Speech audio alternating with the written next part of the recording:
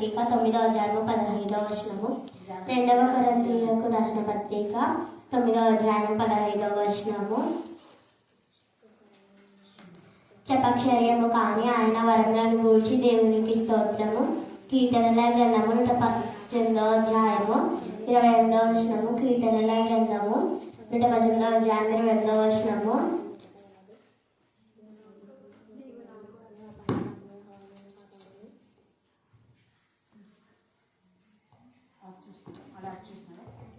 నేను నీకు కృతజ్ఞతాస్తుతులు చెల్లించగాను.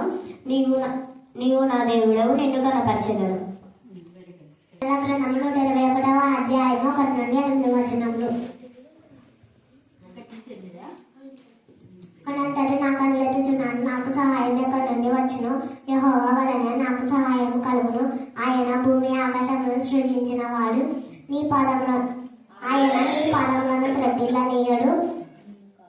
నిన్ను కాపాడువాడు కునుకడు, ఇశ్రాయేలును కాపాడువాడు కునుకడు, నిద్రపోడు. యెహోవాయే నిన్ను కాపాడును. నీ కుడి పక్కన ఆయన నీకు నీడగా ఉన్నాడు. పగలు ఎండ దెబ్బైనను నాకు తగలదు, రాత్రి ఎండ దెబ్బైనను నాకు తగలదు. ఏ అపాయము రాకుండా యెహోవా నిన్ను కాపాడును. ఆయన నీ ప్రాణములను కాపాడును. ఇది మొదలుకొని నిరంతరం నీ రాకలి పోకలేని యెహోవా నిన్ను కాపాడును. Numbers chapter 6 verse 24. Numbers chapter 6 verse 24. The Lord bless you and keep you. Proverbs chapter 8 verse 35. For whose friendship మీ ఫ్రెండ్షిప్ లైఫ్.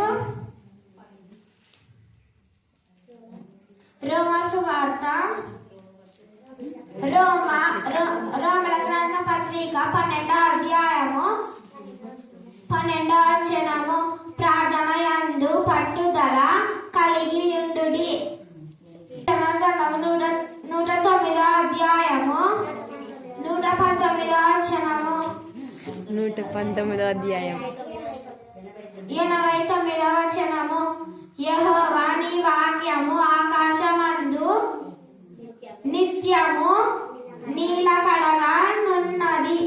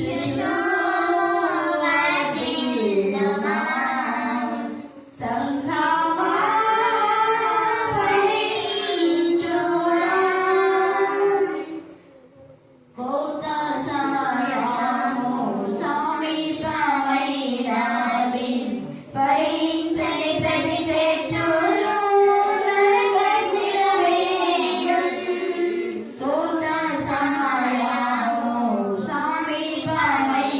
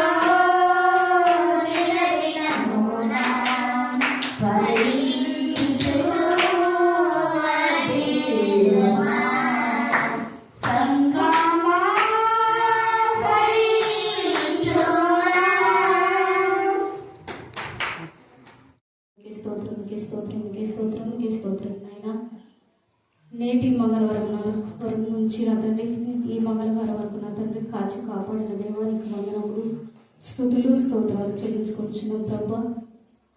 ఈ దినం చూడలేక ఎంతో మంది నైనా మట్టుకు మంది కనిపోయారు ప్రభా. నీ కృప చేత నీ ఆత్మ చేత నీ బలము చేత నా తండ్రి మమ్మల్ని నడిపించి నీ సన్నిధిలో నా తండ్రి నేను స్తుతించి నేను గణపరచి నేను మయంపరిచిన విధానాన్ని బట్టి కూడా నీకు వందనములు స్తుతులు స్తోత్రాలు చెల్లించుకొచ్చున్నాం ప్రభా. ఆశ్చర్యకరణ ఆలోచనకర్త నిక్షులకు తండ్రి సమాధానకర్త నీకే స్తోత్రం నీకే స్తోత్రం నీకే స్తోత్రం నీకే స్తోత్రం నాయన. ఇంతవరకు నా తండ్రి పాటలతో నాయన నేను స్తుతించాను ప్రభా. నాయన వాక్యంలో వెలుచున్నగా నా తండ్రి వాక్శక్తితో నింపి మా హృదయాల్లో నాయన నీరు కట్టి ఫలింపజేస్తున్నందుకు నీకు వందనములు స్తుతులు స్తోత్రాలు చెల్లించుకొచ్చున్నాం ప్రభా. ఈ సంవత్సరం అంతా నాయన కాచి కాపాడిన దేవా నీకే వందనములు స్తుతులు స్తోత్రాలు చెల్లించుకొచ్చున్నాం ప్రభా. చివరి మాసంలో ఉన్న ప్రభా మరి కొత్త సంవత్సరంలో నా తనడు తుడుచున్నప్పుడైనా నీ యొక్క శక్తిని బలాన్ని నాయన అనుగ్రహించమని ప్రార్థిస్తున్నామయ్యా. ఏ బిడ్డ ఏ అవసరతలనైనా కోరుకున్నదో ప్రభా ప్రతి ఒక్క బిడ్డ అవసరాలనైనా తీర్చేవాడు నాయన కనికరించేవాడు నాయన కాపాడే దేవుడు ప్రభా. నైనా కునుకడు నిద్రపోవు నా తండ్రి ఎల్లప్పుడూ నా తండ్రి నేను స్తుతించి గణపరిచే భాగ్యంతో ప్రతి ఒక్క బిడ్డకు దయచేయం చేసిన విధానం బట్టి కూడా నేను వందనములు స్తుతులు స్తోత్రాలు చెల్లించుకుంటున్నాను ప్రభా. చేరుకున్న ప్రతి ఒక్క బిడ్డనైనా దీవించి ఆశీర్వదించి బలపరచమని ప్రార్థిస్తున్నాం ప్రభా.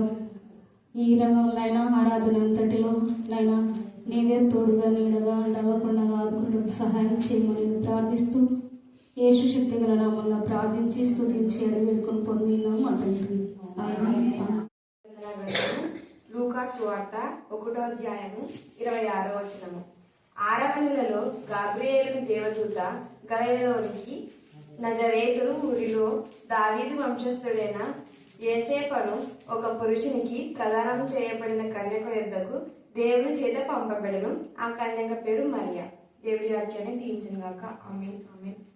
నాకు ఈ అవకాశం ఇచ్చిన అక్క గారికి మరియు ప్రభు అయిన యేసుక్రీస్తు అక్క గారికి ఇక్కడ చేరొచ్చిన పెద్దలందరికీ మరి ఒకసారి వందనాలు చెల్లిస్తున్నాను. వాక్య భాగంలోకి వెళ్ళి చిన్న ప్రార్థనతో వాక్యం ప్రారంభించుకున్నాం. మమ్మల్ని మిగిలిగా ప్రేమించిన మా ప్రేమలో కొట్టండి మీ పరిశుద్ధమైన పాదంలోకి వందనములు స్తుతులు స్తోత్రములు చెల్లిస్తున్నాము. మహాగణుల మహోన్నతులు మీకు వందనాలు ఇస్తాయ. నిన్నటి వారమైన మాకు ప్రభా నేడు అనే నూతన దినంలోకి నడిపించి ప్రభా ఉదయం మొదలుకొని ఇప్పటి వరకు ప్రభా మా కార్యకలాపాలన్నింటిలో మీరు తోడుగా ఉండి ప్రభా ఈ రాత్రికాల సమయం ఉంది ప్రభా మేము ఇక్కడ చేరి ప్రభా మిమ్మల్ని స్తుతించడానికి ధ్యానించడానికి మీరు ఇచ్చిన శ్రేష్టమైన ధన్యతను బట్టి మీకు వందనాలు చెల్లిస్తున్నాం అసలు. ఇప్పటి వరకు మిమ్మల్ని పాటలతో మహిమపరచడానికి మీరు కృప చూపించాలి అసలు. మిమ్మల్ని ఆరాధించడానికి మీరు కృప చూపించారు. మేము వాక్య భాగంలోకి వచ్చున్నారు ప్రభా చెప్పిన ఇళ్ళ తండ్రి విన ఇళ్ళ అందరికీ ప్రభా మీ ఆత్మను తండ్రి మాతో ఉంచి ప్రభా చెప్పగల తండ్రి నాకు నోటి గురగా ఉండి వినగల చెవులను గ్రహించగల మనస్సును బిడలకి ఇచ్చి ప్రభా మేము ఆత్మవశులమైన ప్రభా ధ్యానించడానికి మీ కృపా సహాయం అనుగ్రహిస్తారని మమ్మల్ని మా ఆత్మల్లో మీ చేతులకు సమర్పించుకుంటూ నజరేడైన యేసు పరిశుద్ధ నామంలో అడిగి వేడుకొని పొంది ఉన్నాం మా తండ్రి. అయినా సరే ఇంటికి వెళ్ళి ఫస్ట్ ధ్యానం చేసుకోవాలి. నాకు కృపను మీరు చూపించాలి అని చెప్పి అన్నాము. అసలు ఆ మీటింగ్ ఎందుకంటే శాలరీస్ విషయం అనమాట. వాళ్ళకి అమౌంట్ అడ్జస్ట్ అవ్వక శాలరీస్ దేవుడు చూడండి ఎంత అద్భుత కార్యాలు చేస్తాడంటే ఆ శాలరీస్ కూడా అందరికి ఇవ్వకుండా మన క్యాస్ట్ వాళ్ళకే ఇచ్చినారనమాట. పండగ దగ్గరలో ఉందేమా మాకు ఫైనాన్షియల్ గా కొంచెం ఇబ్బంది ఉంది కాబట్టి మీకు ఒక్కటి ఇస్తాము అని చెప్పి ఆ మీటింగ్ పెట్టడము ఒక ప్లస్ అయింది. నాకేమో ఫస్ట్ భయం వేసింది మీటింగ్ అనేసరికి ఎంతసేపు అవుతుందో మళ్ళీ లాస్ట్ వీక్ లాగా అయిపోతుందేమో. దేవుడా ఎట్లయినా సరే నువ్వే నాకు తోడు ఉండాలి, నేను తొందర ఇంటికి చేరుకోవాలి, నేను ధ్యానం చేసుకోవాలి, నేను చెప్పాలి వాక్యం అనుకుని స్ట్రాంగ్ గా ఫిక్స్ అయినా. ఇంకా వెంటనే ఒక 15-20 minutes లో మన క్రైస్తవులందరికీ శాలరీస్ ఇచ్చేసినారు, పంపించినారు. ఇంటికి వచ్చిన వెంటనే ఆర్డర్ వచ్చినాయి. మాతో ఒక్కటి ఇబ్బంది పడుతుంది. అబ్బాయి ఎట్లా మరీ ఇది ఒక పంచాయతీ అనుకొని మళ్ళీ నేను మోటార్ ఆన్ చేసినా వాటర్ బంద్ అయిపోయినాయి. అమ్మాయి అని కూడా నేను మోటార్ బంద్ అయిపోయినాయి. మళ్ళీ వంట చేసుకోవాలనుకుంటే ఈ రోజే మా సార్కి ఏదో మీటింగ్ ఉంది అంట, లేట్ అయిపోయిందని చెప్పి అక్కడ వాళ్ళ సార్ వాళ్ళు పార్సల్ చేయించినారంట. మాకు నైట్ భోజనం కూడా అరేంజ్ అయిపోయింది. వెంటనే ఇంకా అమ్మ దేవుడు నిజంగా అంటే సాతాను ఎన్ని అడ్డంకులు తెచ్చినప్పటికీ మన దేవుడు ఎంత గొప్పవాడంటే సాతాను ద్వారా కూడా పనులు చేయించగలడు మనకి అనే విషయం ఈరోజు నాకు క్లారిటీగా అర్థమైంది. ఏదైతే నేను ధ్యానం చేసుకోవడానికి నాకు ఈ గొప్ప దారిని చూపించినాడు. అందుని బట్టి దేవునికి వందనాలు చెల్లిస్తున్నాను. మనం చదువుకున్న వాక్య భాగంలో మరొకసారి గమనిస్తే లూకా సువార్త 1వ అధ్యాయము 26వ వచనము. 6వ నెలలో గాబ్రియేలను దేవదూత గలిలయలోని నజరేతను ఊరిలో దావీదు వంశస్థుడైన యోసేపును ఒక పురుషునికి ప్రదానం చేయబడిన కన్యక యుద్ధకు దేవుని చేత పంపబడెను. ఆ కన్యక పేరు మరియా. మనం క్రిస్మస్ దినాలలో ఉన్నాం కదా. మన క్రిస్మస్ డేస్ డిసెంబర్ అంటేనే మనకు గుర్తొచ్చేది first star, decorations, Christmas tree, ఆ తర్వాత యేసుక్రీస్తు పుట్టుక, మరియా. ఇవన్నింటి చుట్టూ మన మైండ్ సర్కిల్ అవుతూనే ఉంటది. ఆ కోణంలోనే నేను ఆలోచించుకొని ఎవరి గురించి చెప్పాలి అంటే మాకు ఒక పర్సనాలిటీ ఇన్స్పిరేషన్ గా ఉండాలి, అలాంటి పర్సన్ అని చెప్పి నేను ఈ రోజు మరియమ్మ గారి గురించి ధ్యానం చేసుకోవడం జరిగింది. ఈ మరియమ్మ ఎవరంటే బైబిల్లో దేవుడు కొంతమంది పేర్లను చాలా స్పష్టంగా మెన్షన్ చేస్తాడు అనమాట. తను ఏర్పరచుకున్న బిడ్డల్ని ఇంకా తను మార్చాలనుకున్న బిడ్డలతో కంపారిజన్ చేసి దేవుడు కొన్ని పేర్లను చాలా స్పష్టంగా తెలియజేశాడు. అసలు ఈ మరియా ఎవరంటే నజరేతు అనే గ్రామంలో ఉన్న ఒక కన్యక. ఆ మరియా అనే పేరు ఎక్కడి నుంచి వచ్చింది అని అంటే మారా అనే ధాతు పదం నుంచి మరియా అని వచ్చింది. మారా అంటే మనందరికీ తెలిసిన విషయమే, చేదు అని అర్థం కదా. అంటే మరియా జీవితం అంటే యేసుక్రీస్తు లోక రక్షకుడైన ప్రభు వారికి జన్మనిచ్చింది కదా, ఆమె జీవితం చేదు ఎందుకు అయింటుందని మీకు క్వశ్చన్ రావచ్చు. లోక రక్షకుడు పుట్టక ముందు ఆమె జీవితం ఎలా ఉంది అని అంటే చేదైన జీవితమే. అంటే మన లైఫ్ లో కొన్ని బ్యాడ్ ఇన్సిడెంట్స్ జరిగితేనే చేదనుకోవడానికి లేదు. ఎందుకంటే మనము ప్రతిదీ ఏదో ఒక విషయం చేత సఫర్ అవుతూనే ఉంటాము. బైబిల్లో అయితే మరియ గురించి ఏం పెద్ద గొప్ప స్టేటస్లు ఏమి లేవు. చెప్పాలంటే ఆమె పెద్ద ధనవంతురాలని లేదు, పెద్ద ఎడ్యుకేటెడ్ పర్సన్ అని లేదు, ఒక పొజిషన్ లో ఉన్న కన్యకగా కూడా ఇక్కడ బైబిల్లో చెప్పబడలేదు అనమాట. ఒక సాధారణమైన స్త్రీగా మనకి బైబిల్ పరిచయం చేస్తుంది మరియమ్మ గారిని, అవునా? అట్లా అప్పటికి అంటే దేవదూత గాబ్రియల్ దేవదూత మరియమ్మ గారికి ప్రత్యక్షమయ్యే టైంకి ఆమెకి ఎంగేజ్మెంట్ అయిపోయినట్టుగా కూడా మనము చూస్తున్నాము. బైబిల్లో ఆమె పేరెంట్స్ ని మనకి పరిచయం చేయలేదు. ఆమె ఎడ్యుకేషన్ ఇవన్నీ మనకి ఏమి బైబిల్లో ప్రస్తావించబడలేదు. ఆమె జీవితం, మరియమ్మ గారి యొక్క జీవితము ఎంతవరకు ఆశీర్వాదకరం అని మనం ఎరగాల్లో గమనించాలో అంతవరకు మాత్రమే దేవుడు మనకి ఆమె గురించి రాయించాడనమాట.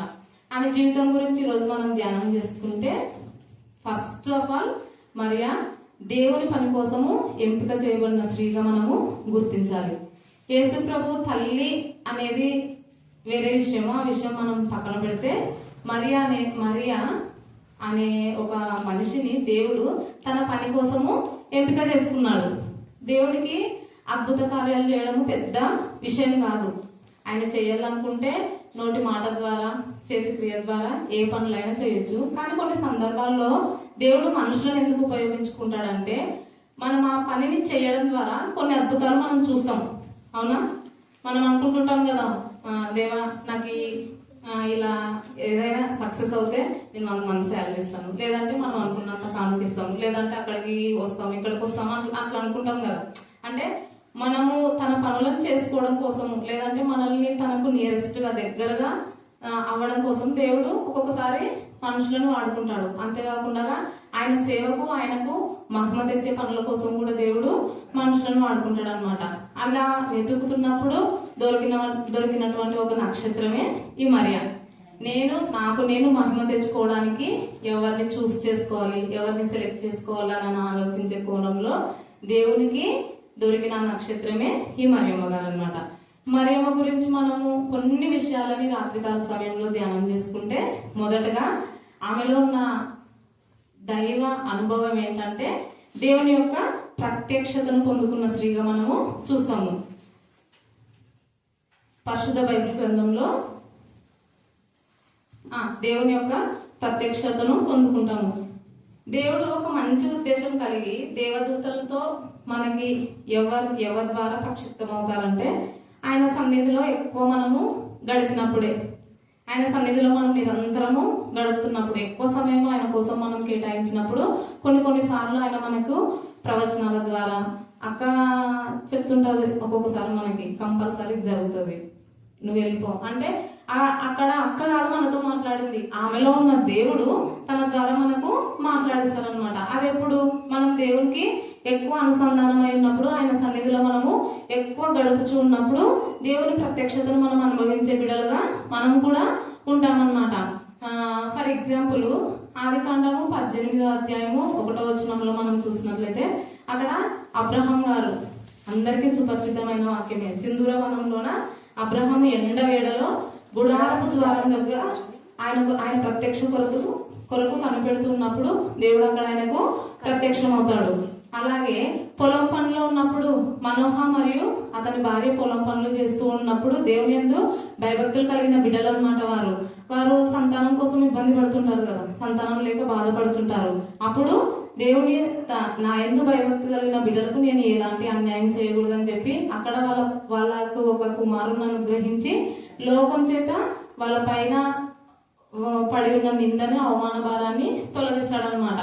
అదేవిధంగా అపోస్తుల కార్యంలో కూడా మనం చూసినట్లయితే కొర్నేలి తన కుటుంబంలో ఎప్పుడూ ప్రార్థనలు జరుగుతున్నప్పుడు అక్కడ దేవదూత ప్రత్యక్షమై కొర్నేలిది మాట్లాడించింది. అదేవిధంగా సంఘమంతా అత్యాసక్తితో ప్రార్థించేటప్పుడు పేతురుకు కూడా దైవ ప్రత్యక్షత కలిగిందనమాట. ఇలా అనేక సందర్భాల్లో దేవుడు తన ప్రత్యక్షత ద్వారా మనతో మాట్లాడతాడనమాట. ఇలా కన్యకలకే కాదు, మనుషులకే కాదు, అందరికీ దేవుని యొక్క ప్రత్యక్షత అనేది కలగాలి కంపల్సరిగా. అంత అనుసంధానంలో మనము దేవునికి ఉండాలి. దానికి ఒక మంచి నిదర్శనమే ఈ మరియ అన్నమాట. ఎలా అంటే మనము అనుసరిస్తే మరియమ్మ గారిని అనుసరించాలి అన్నంత గొప్పగా తనను తాను దేవుని పనికి సిద్ధపరచుకుందనమాట మరియమ్మ. ఈ కాలంలో మనము గమనించినట్లయితే కన్యకలు చాలా మంది ఉంటారు. వ్యర్థమైన వాటితో కార్యకలాపాలు చేసుకుంటా, అంటే ఈనాడు కాదు, ఆ కాలంలో కూడా ఉన్నారు.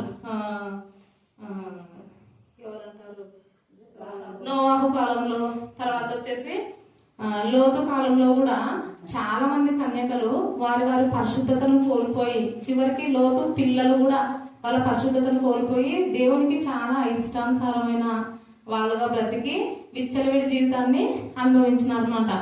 అలాంటి పరిస్థితుల్లో కూడా మరియమ్మ గారు తన పరిశుద్ధతను కాపాడుకుంటూ వచ్చింది.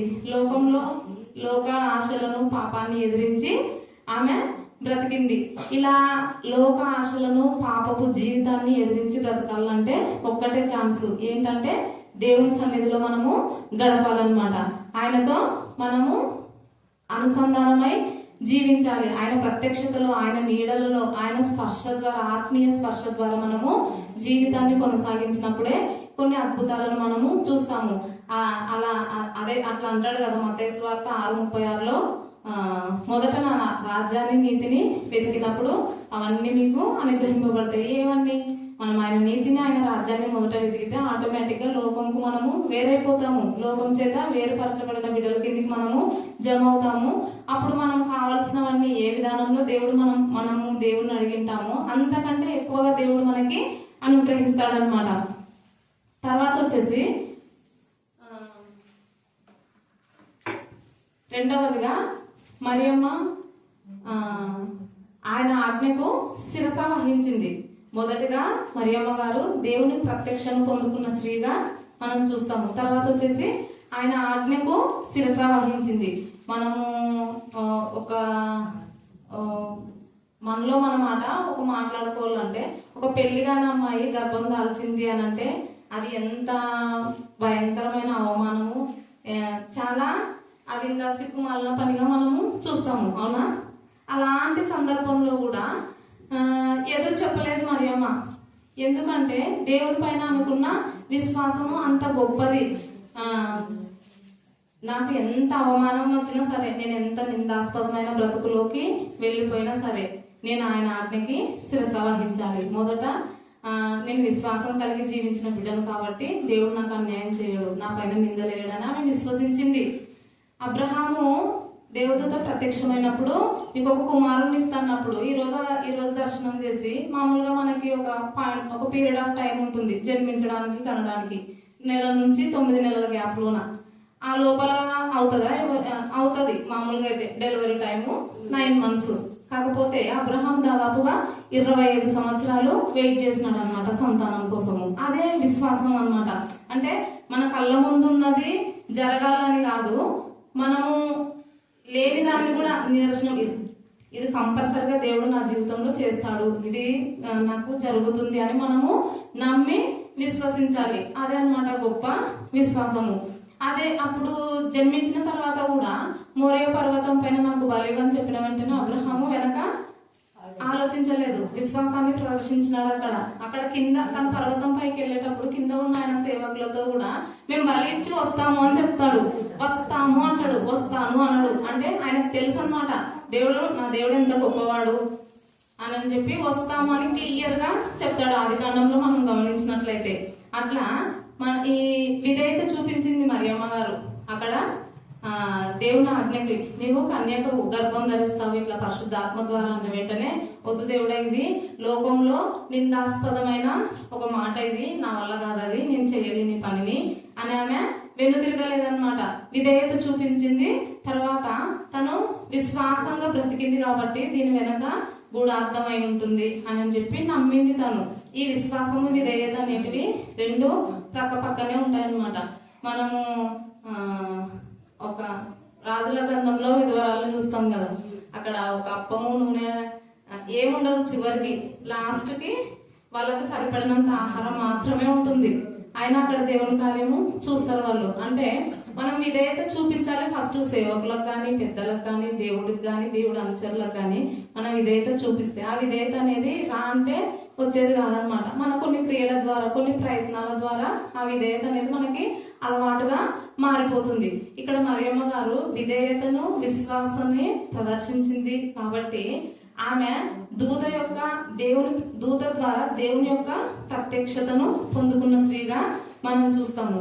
అంతేకాకుండా మరియమ్మకు దేవుని వాక్యంను ఎరిగిన స్త్రీగా కూడా మనము చూస్తామన్నమాట. యెషయా గ్రంథము 9వ అధ్యాయము 6వ వచనంలో ఉంది కదా, ఏలయనగా మనకు శిశువు పుట్టెను, మనకు కుమారుడు అనుగ్రహింపబడెను, ఆయన భుజములపై రాజ్యభారం ఉండెను. ఈ వాక్యం అంటే ఇది ఒక ప్రవచనం అన్నమాట. ప్రవచనం నెరవేర్పు అనుకుంటే యెషయా గ్రంథంలోనే కాదు ఆది కాండంలో నుంచే ప్రవచనాలు ఉన్నాయి. మనమంతా పురుష సంతానము, అంటే మనము తండ్రి సహాయం లేకుండా ఈ భూమిపైకి వచ్చిన వాళ్ళం కాదు, మనమంతా పురుష సంతానమే కదా. మన సంస్కృతి, భారతీయ సంస్కృతి కూడా పితృస్వామ్య యొక్క వ్యవస్థ. అంటే ఎక్కువ అజమాయిషి అంతా తండ్రులదే అవుతుంది. కానీ అక్కడ ఆది కాండము 3వ అధ్యాయము 15వ వచనంలో చూడండి ఒక మాట, దేవుడు అక్కడి నుంచే ప్రవచన నెరవేర్పును జరిగించాడనమాట. ఆది కాండము మరియు నీకును స్త్రీకును నీ సంతానమునకును ఆమె సంతానమునకును వైరము కలుగజేసేదను. ఇక్కడ చూడండి దేవుడు ఎంత క్లియర్ గా చూపించినాడంటే ఈ వాక్యం చదివేటప్పుడు నాకు చాలా నిజంగా అంటే ఇప్పటి వరకు దేవుడు రెగ్యులర్ గా చెప్పేది కాకుండా నా ద్వారా ఏదైనా కొత్త మాట పలికించు నువ్వు అనుకుంటున్నాను. ఎంత క్లుప్తంగా దేవుడు క్లియర్ కట్ గా చెప్పినాడంటే ఆది కాండం నుంచే, అంటే ఇంకా సృష్టి అప్పుడప్పుడు ఏర్పడుతుంది, అప్పటి నుంచే దేవుడు ఒక ప్రవచనం చెప్పినాడు.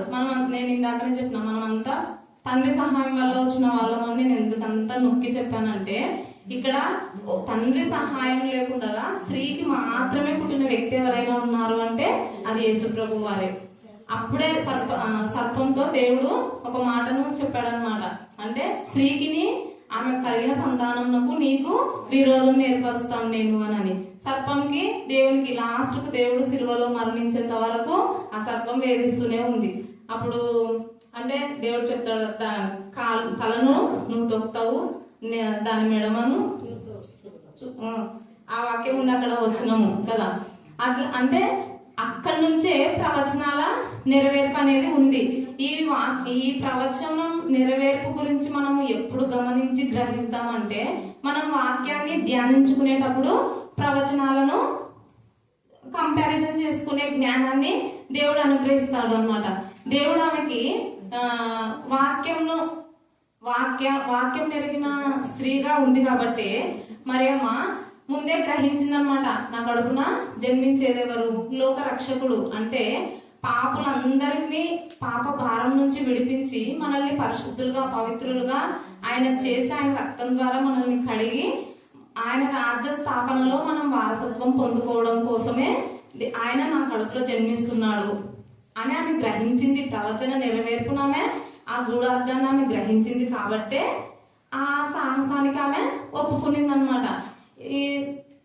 దీని ద్వారా మనం ఏం గ్రహించాలంటే, మనము కంపల్సరిగా వాక్య ధ్యానానికి దగ్గరలో ఉండాలి. మనకి ఎన్ని పనులున్నా ఏమున్నా దేవునికి ధ్యానానికి మనము టైంను కంపల్సరిగా కేటాయించాలన్నమాట. ఇలా ఎన్ని అవమాన భారాలు వచ్చినా, ఎన్ని నిందలు అనుకుంటే మనం దేవునికి దగ్గరలో ఉన్నప్పుడే సమస్యలు ఎక్కువ వస్తాయి. దేవునికి దగ్గర ఉన్నప్పుడే అవమానాల పాలవుతాము.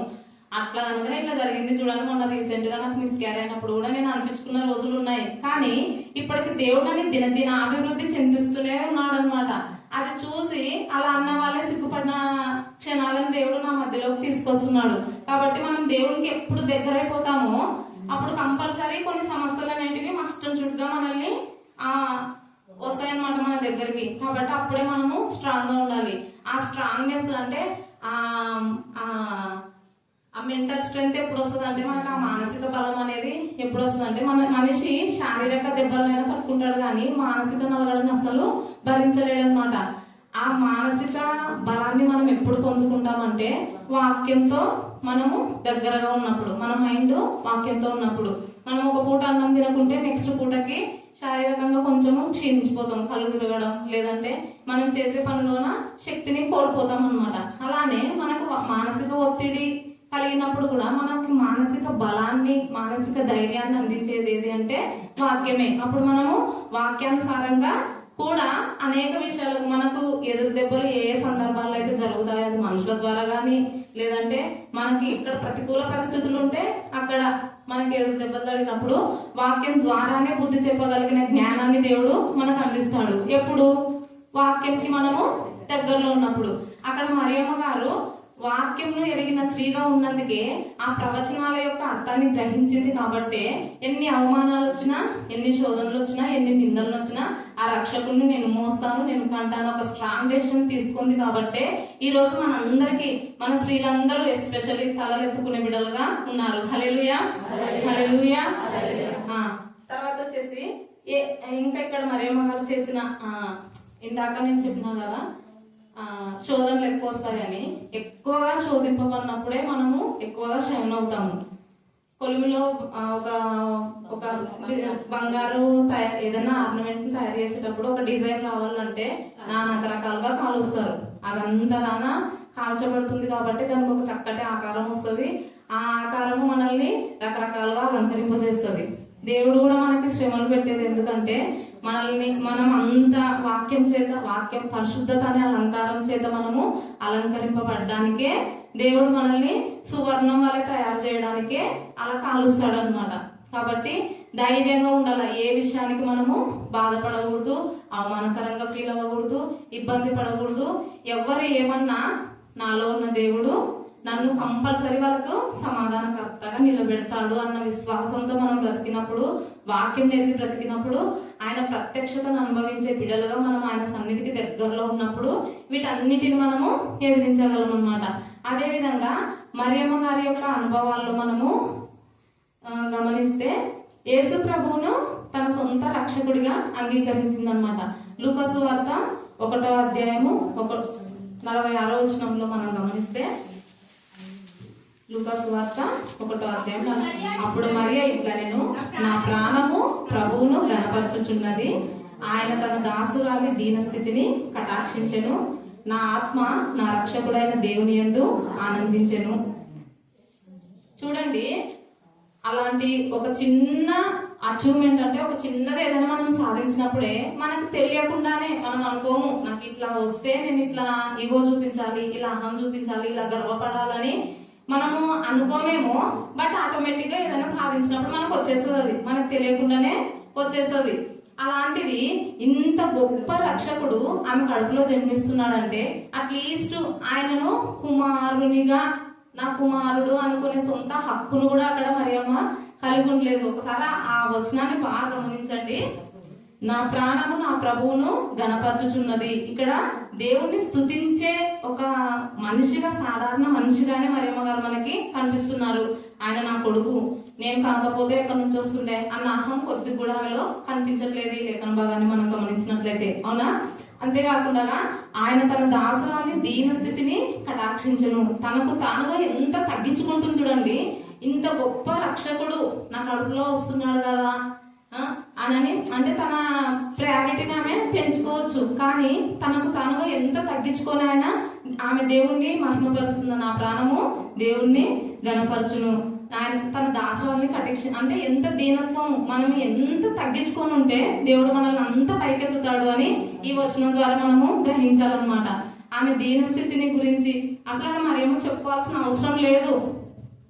నాది దీనస్థితి ప్రభువా ఇలా అన్ని చెప్పాల్సిన అవసరం లేదు. కానీ కొన్ని మాదిరికరమైన జీవితాలను దేవుడు మనకి ఎందుకు ప్రస్తావిస్తాడంటే అందులోనూ మనము ఆ ఇన్నర్ పాయింట్ లో ఉన్న మీనింగ్ ని మనం కనుక్కోవడానికి అన్నమాట. కాబట్టి మనం ఎంత ఎత్తుకు ఎదిగినా, ఎన్ని ఉన్నా, దేవుడు మనకి ఎన్ని అనుగ్రహించినా అవన్నీ మనము ఆయనని మహిమపరచడానికి ఉండాలి. వాటి ద్వారా ఇంకా ఆశీర్వాదం పొందే వాళ్ళలాగే ఉండాలి. కానీ లోకానుసారమైన బడాయిలకు వాటికి పోయి మనకి మన వెనక మనం ముందనకపోయినా మన వెనక దండిగా అనుకుంటారు. ఇప్పటి వరకు ఒక నీళ్ళు గంటలుగా నిన్న జాబ్ వచ్చేసరికి ఎంత విరుగుతుందో అని అంటారు, ఖచ్చితంగా అంటారు. ఇది ఫ్యాక్ట్ అన్నమాట, సమాజంలో జరుగుతున్నది ఇది. కాబట్టి దేవుడు ఇచ్చినా ఒకలాగా ఉండాలి, ఇవ్వకపోయినా ఒకలాగా ఉండాలి. ఏమి ఇచ్చినా ఏమి ఇవ్వకపోయినా అంతా ఆయనదే. మనం ఉన్నాము, దేవుడు మనల్ని భూమి పైన పుట్టించినాడు అని అంటే కంపల్సరిగా మన ద్వారా ఆయన చేసుకోవాల్సిన పర్పస్ ఏదో ఒకటి ఉంటది. కాబట్టి మనకి ఇక్కడ ఇచ్చింటాడు. దేవుడు ఒక డోర్ ఓపెన్ చేసింటాడు మనల్ని పుట్టించిన వెంటనే. ఆ మార్గంను వెతుక్కొని దాని గుండా మనం నడుచుకుంటూ పోవాలి. కానీ దేవుడు ఓపెన్ చేసిన డోర్లను వదిలిపెట్టి క్లోజ్ చేసిన సైడ్, సాతాను సంబంధించిన సైడ్ మనము ప్రయాణం చేయకూడదు అనమాట. మనం దేవుణ్ణి గణపరిచే బిడ్డలుగానే ఉండాలా. ఆయన ఎందుకు కాదు, పెద్దల ద్వారా ఎక్కడైనా మనము తగ్గించుకోవాలి. అంతేకాకుండా చివరిగా ఆమె దేవుణ్ణి స్తుతి చేసే స్త్రీగా కూడా మనము చూస్తున్నాం. నా ప్రాణము నా ప్రభువుని గణపరుస్తున్నది. మన పాటల ద్వారా, చేతుల ద్వారా, మాటల ద్వారా, మన క్రియల ద్వారా మనం ఎట్లా గణపరుస్తామో తన అంత గొప్ప రక్షకునికి నా గర్భము మోయడానికి అవకాశం వచ్చింది కదా అని ఆమె దేవుణ్ణి గణపరుస్తుంది అనమాట. ఇట్లా అంటే మనకు ఉన్న దాంట్లోనే, దేవుడు ఇచ్చిన దాంతోనే మనం దేవుణ్ణి గణపరిచే బిడ్డలుగా ఉండాలి. తర్వాత ఆమె డెడికేటింగ్ జీవితాన్ని చూడండి. మించి అంటే సమాజానికి, సాహసానికి మించి ఒక కన్యక గర్భం ధరించడం ఎంత ఇదైనప్పటికీ 9 నెలలు మోసి ఆయనకి జన్మనిచ్చింది. తర్వాత ఆయనను పెంచింది, పెద్ద చేసింది. తర్వాత సిలువ మరణం వరకు మరియమ్మ ఆయన వెంటనే, ఆయన సువార్త చేసే సందర్భాల్లో కూడా ఆయన వెంటనే నడిచిందనమాట.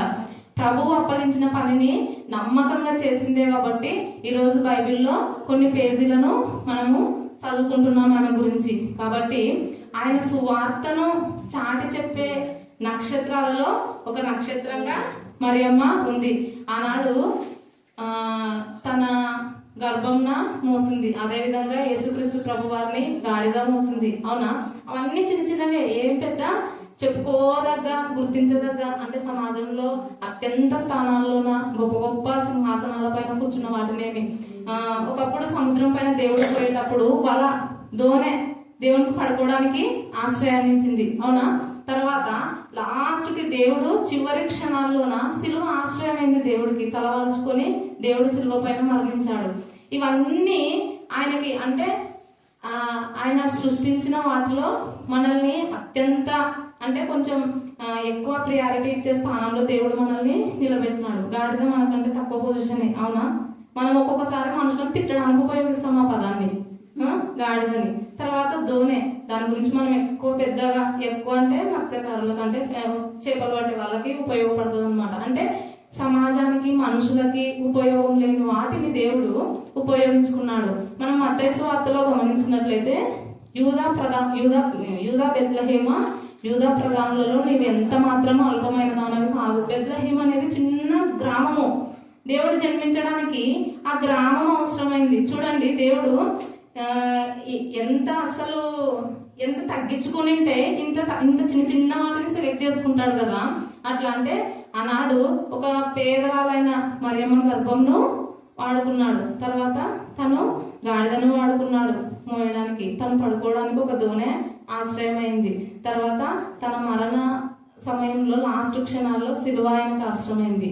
ఈ రోజు మనం ప్రశ్నించుకోవాల్సిన విషయం ఏంటంటే, ఇన్ని మోసినాయి దేవుణ్ణి, ఆయన కాడిని మోసే బిడ్డలుగా మనం ఎందుకు ఉండకూడదు? అదేమన్నంత బరువా? మన బరువేం కాదు. ఎందుకంటే ఫస్ట్ మన పరిశుద్ధతను మనము కాపాడుకోవాలి. మన పరిశుద్ధతను మనం కాపాడుకుంటే ఆటోమేటిక్ గా ఇతరుల పరిశుద్ధతను కాపాడే బిడ్డలుగా దేవుడు మనల్ని మారుస్తాడు ఖచ్చితంగా. ఎందుకంటే మనం బాగుండి ఇతరులను బాగు చేసే సజెషన్స్ మనం ఇస్తే ఖచ్చితంగా వాళ్ళు మారుతారు. అది మనం హెచ్చరించినా మారుతారు, అడుక్కున్నా మారుతారు, సూచనగా చెప్పినా మారుతారు. మనమే చక్కగా లేకుండా వేరే వాళ్ళకి నీతులు చెప్పడానికి పోతే ముందు నీతులు చూసుకుంటారు. అవునా కాదా? కాబట్టి మనం ఆయన కాడిని మోసే బిడ్డలుగా మనం అందరం ఉండి, మనం బాగుండి, మన పరిశుద్ధతను కాపాడుకొని దైవ ప్రత్యక్ష అనుభూతిని మనం కలిగి ఉండి, దేవుని ఆజ్ఞలకు మనం శిరస వహించి, ముఖ్యంగా ఆయన వాక్య ధ్యానానికి మనము అనుసంధానంగా ఉండి, మరి లాంటి చక్కని మాదికరమైన జీవితాన్ని మనము జీవించి అనేకులకు ఆయన కాడిని మోసే బిడ్డలుగా, అనేకుల చేత ఆయన కాడిని మోపించే ఒక నక్షత్రంగా మనం అంతా ఉండాలని ఈ కొద్ది మాటల ద్వారా మీకు అందరికీ చెప్తున్నాను. దేవుడి లేఖన భాగంలో దీవించి ఆశీర్వదించుకున్నాను.